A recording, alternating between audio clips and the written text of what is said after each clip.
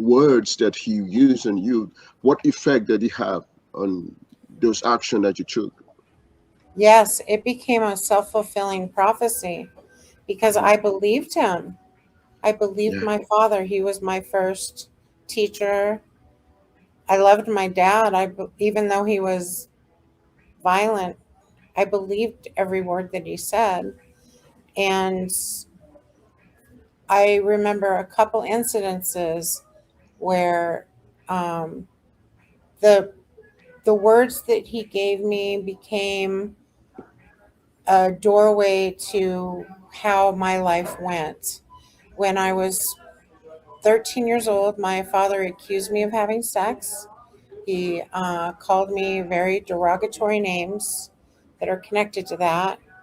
And when I turned 14 and I had the opportunity to have sex, I said, well, my father already thinks I am, so why don't I just do it? And then yeah, when I turned 16, before did any drugs, my father had told me, you're on drugs, you're having sex, these accusations, very mean. When drugs came my way, I said, um, F it, for lack of better way. I'm going to mhm. do them because my father thinks I'm already on drugs anyway.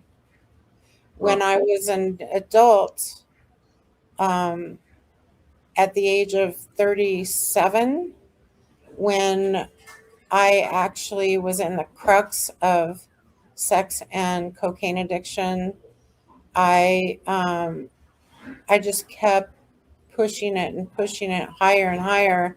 How far can I go? And I actually tried to become a sex worker one night and didn't get the money up front, which the man walked off with the money, which Mhm. was a real blessing because God did not want me taking that path.